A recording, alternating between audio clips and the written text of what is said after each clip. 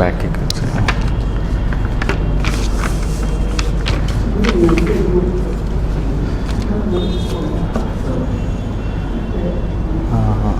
ബഹുമാനപ്പെട്ട അധ്യക്ഷൻ സെയ്ദ് മുഹമ്മദ് സാഹിബ്, സ്വാഗതം പറഞ്ഞ Yunus Sahib, your excellency justice Shamsuddin Sahib, എല്ലാ സഹോദരന്മാരെ, എന്നെ രണ്ടാമതും ഇവിടേക്ക് ക്ഷണിച്ച നിങ്ങളോട് ആദ്യം നന്ദി പറയുന്നു.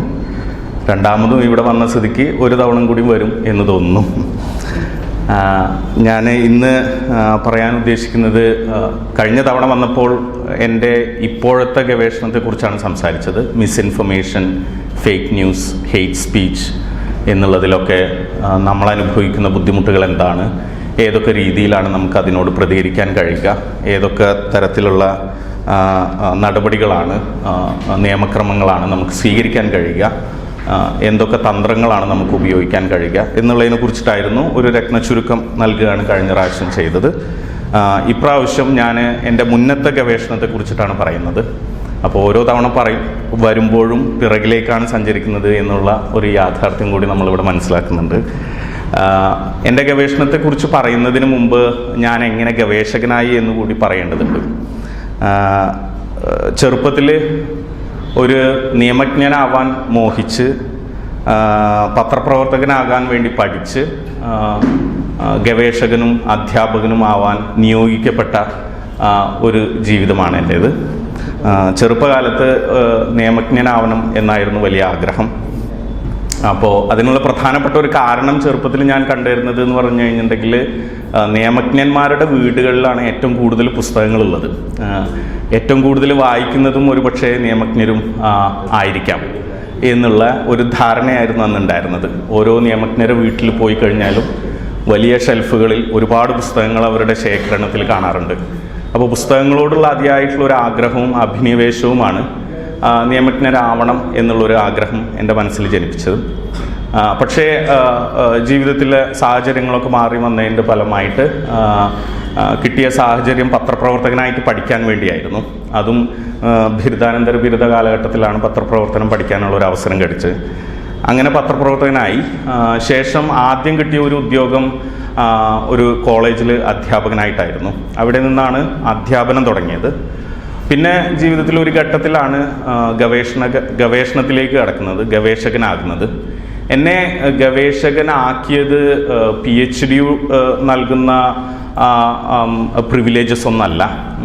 ഡോക്ടർ എന്ന് പേരിനെ തുടക്കത്തിൽ വയ്ക്കാമെന്നുള്ള ഒരു ആഗ്രഹമോ അതിമോഹമോ ഒന്നുമല്ല.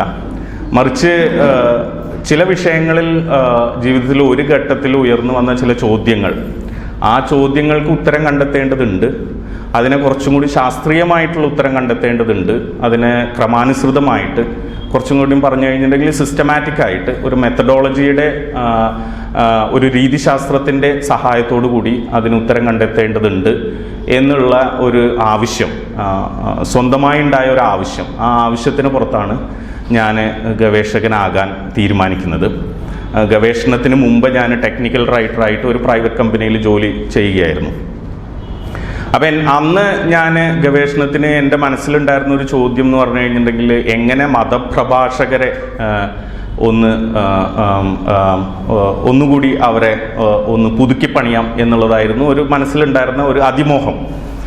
മതപ്രഭാഷകരുടെ പ്രഭാഷണ രീതിയും അവരുടെ സംസാര രീതിയിലൊക്കെയുള്ള ചില അരോചകമായിട്ടുള്ള ചില ഭാഗങ്ങൾ പലപ്പോഴും വ്യസനിപ്പിച്ചിരുന്നു, പലപ്പോഴും അലോരസപ്പെടുത്തിയിരുന്നു.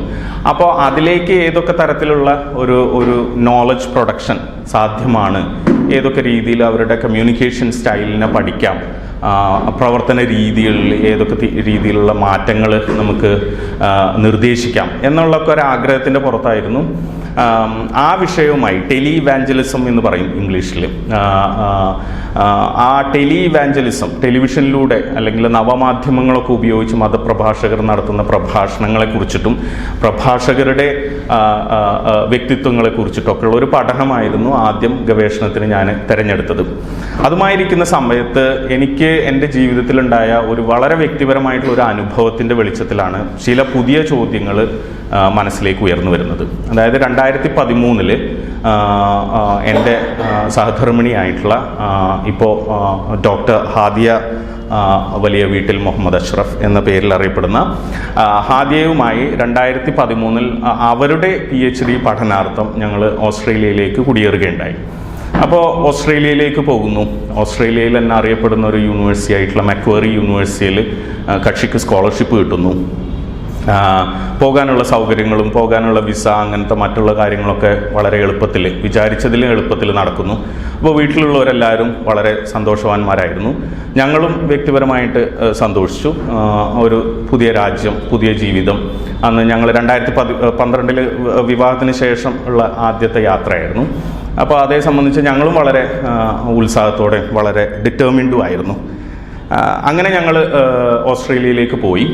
അവിടെ പോയിട്ട് പാരമാറ്റ, സിഡ്നിയിലായിരുന്നു മക്വാറി യൂണിവേഴ്സിറ്റി ഉണ്ടായിരുന്നു.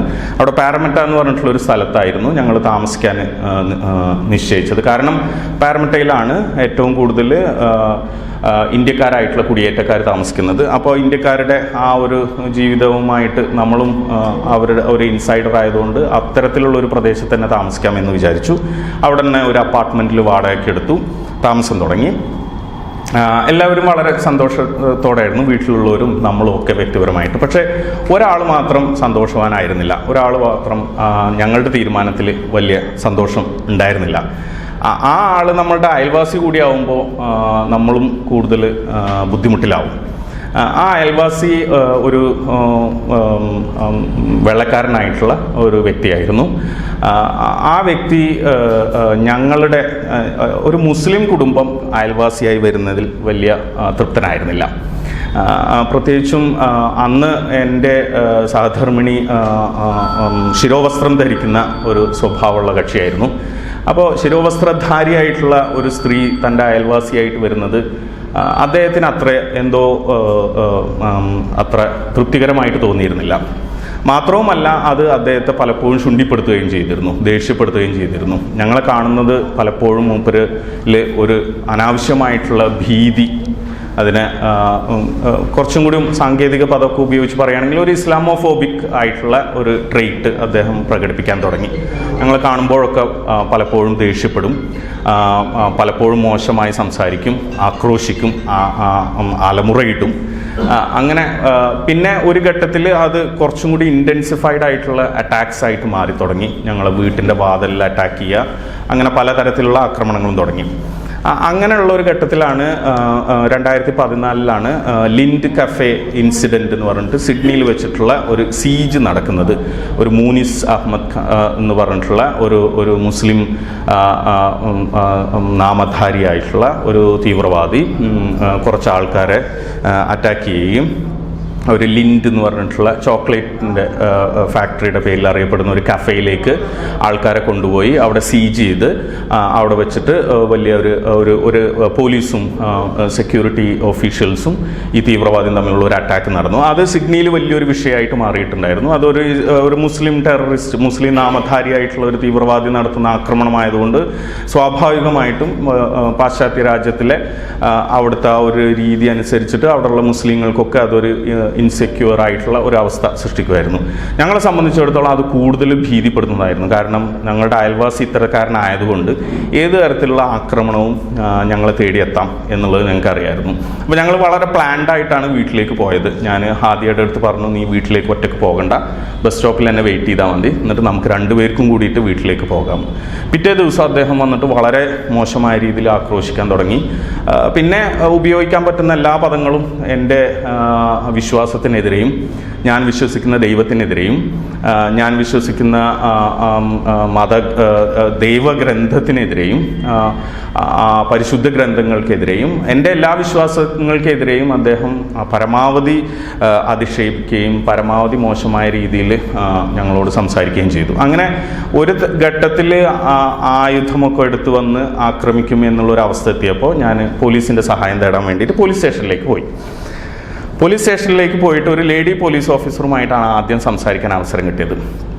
അപ്പോൾ അവരുടെ അടുത്ത് ഞാൻ കാര്യങ്ങളൊക്കെ വിശദമായിട്ട് പറഞ്ഞു. ഇങ്ങനെ വലിയ ഒരു ഇൻസെക്യൂരിറ്റി ഉണ്ട്, so I like to seek your support and protection എന്ന് പറഞ്ഞിട്ട് ഫോമലായിട്ട് തന്നെ സംസാരിച്ചു.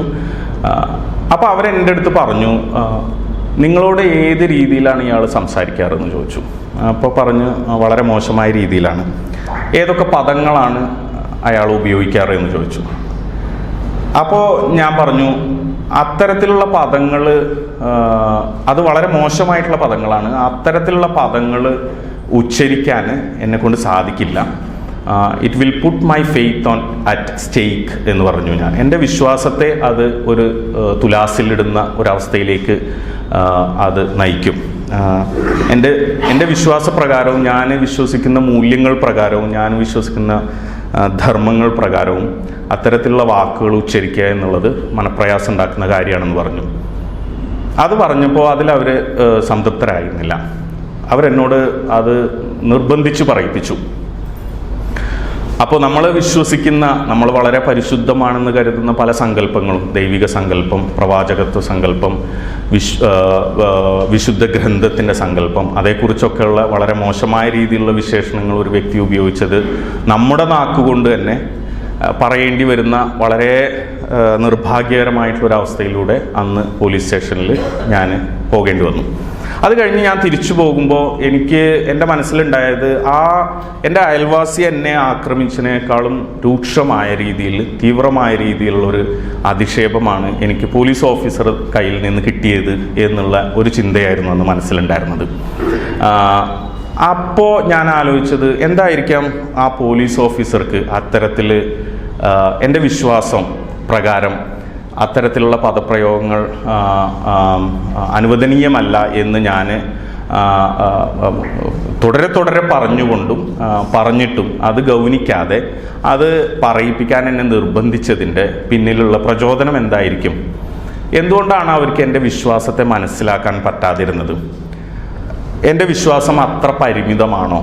എൻ്റെ വിശ്വാസം മറ്റുള്ള വിശ്വാസ സമൂഹങ്ങളിലേക്ക് തർജ്ജമ ചെയ്യപ്പെടാൻ സാങ്കേതികമായി സാധിക്കാത്ത, അല്ലെങ്കിൽ അതിനെ സാങ്കേതികമായിട്ട് അല്ലെങ്കിൽ വൈകാരികമായിട്ടെങ്കിലും തർജ്ജമ ചെയ്യാൻ സാധിക്കാത്ത വിധം വളരെ കലുഷിതവും വളരെ ഇടുങ്ങിയതുമായിട്ടുള്ള, വളരെ നിസ്സഹായമായിട്ടുള്ള, വളരെ ചുരുങ്ങിയ, വളരെ ശോഷിച്ച ഒരു വിശ്വാസമാണോ, അല്ലെങ്കിൽ ഒരു വിശ്വാസ സംഹിതയാണോ എൻ്റെ വിശ്വാസം എന്നുള്ള തോന്നലുകൾ, എന്നുള്ള ചിന്തകളാണ് എൻ്റെ മനസ്സിൽ അലട്ടിയത്.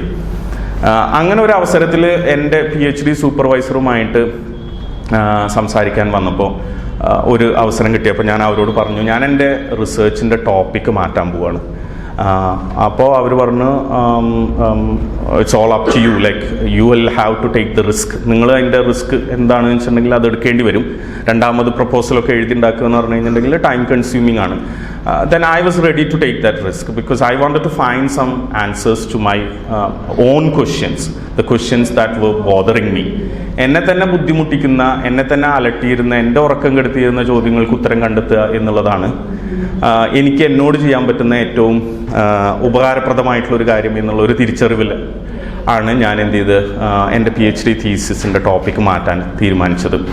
അങ്ങനെയാണ് ഞാൻ സെക്കുലർ സൊസൈറ്റിയിൽ, പ്രത്യേകിച്ചും വെസ്റ്റേൺ സെക്കുലർ സൊസൈറ്റിയിൽ ഏത് തരത്തിലാണ് ഇസ്ലാമിനെ കുറിച്ചിട്ടുള്ള സംസാരങ്ങൾ നടക്കുന്നത്, ഏതൊക്കെ മാധ്യമങ്ങളും സംസാര രീതികളും സാങ്കേതികത്വവും അതിൻ്റെ തന്ത്രങ്ങളും ഒക്കെയാണ് ഉപയോഗിക്കപ്പെടുന്നത് എന്നുള്ളതിനെ കുറിച്ചിട്ടുള്ള ഒരു പഠനം നടത്താം എന്നാണ് കരുതിയത്. അക്കാലഘട്ടത്തിൽ വളരെ പ്രഗത്ഭരായിട്ടുള്ള തലൽ അസാദ്, സബാ മഹ്മൂദ്, ചാൾസ് കിഷിൻഡ് എന്നീ, ചാൾസ് ടെയ്ലർ, ഹൂസ് കെസനോവ, ഹെബമാസ് എന്നുള്ള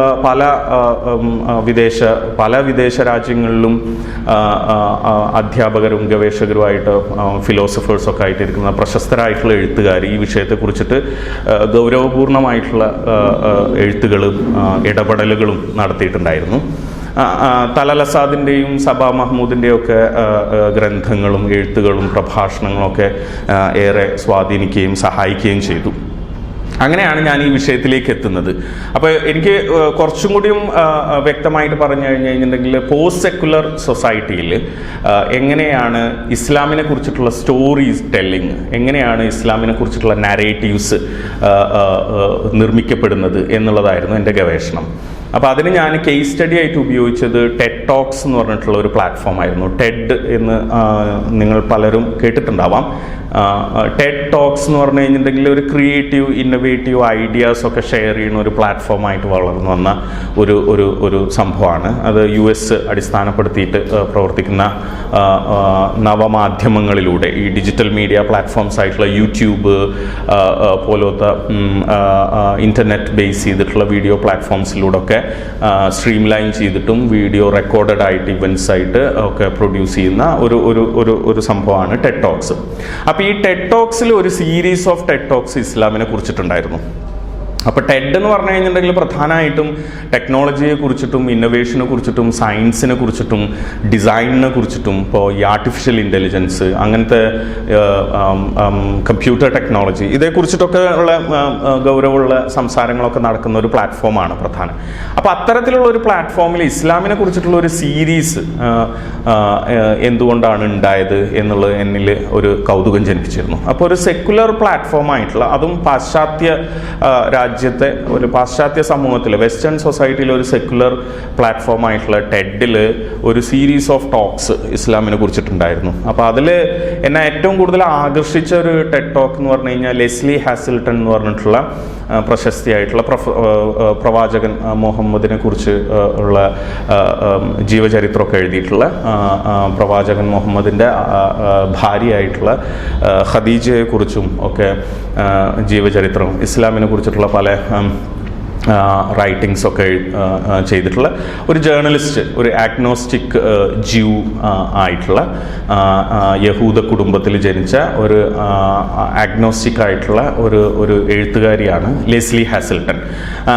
അവർ എഴുതിയ അവരുടെ ടെഡ് ടോക്സ്, അവർ ഇസ്ലാമിനെ കുറിച്ച് ഉള്ള ഖുർആനിനെ കുറിച്ചും പറയുന്ന ടെഡ് ടോക്സ് ആണ് ഞാൻ ആദ്യം കേട്ടത്. അതെന്നിൽ വളരെ കൗതുകവും പ്രചോദനവും ഒക്കെ നൽകുകയുണ്ടായി. അതിലൂടെയാണ് ഞാൻ പിന്നെ ടെഡ് ടോക്സിനെ കുറിച്ചിട്ട് കൂടുതലായിട്ട് കാണാൻ ശ്രമിക്കുകയും, അപ്പോൾ ആ ശ്രമത്തിൻ്റെ ഫലമായിട്ട് എനിക്ക് മനസ്സിലായി ഇവർ ഉപയോഗിക്കുന്ന ഭാഷയും ഈ ടെഡിൽ സ്പീക്കേഴ്സായിട്ട് വരുന്ന ആൾക്കാർ ഉപയോഗിക്കുന്ന ഭാഷയും അവർ പറയുന്ന രീതിയും അവർ സ്വാധീനിച്ചതായിട്ട് അവർ വെളിപ്പെടുത്തുന്ന പ്രത്യയശാസ്ത്രങ്ങളും അവരുടെ ജീവിത സാഹചര്യങ്ങളും ഒക്കെ തമ്മിൽ നമ്മൾ കേട്ടുപരിചയമുള്ള ഇസ്ലാമും തമ്മിൽ ചെറിയ ഒരു വ്യത്യാസം കാണുന്നത് പോലെ തോന്നി.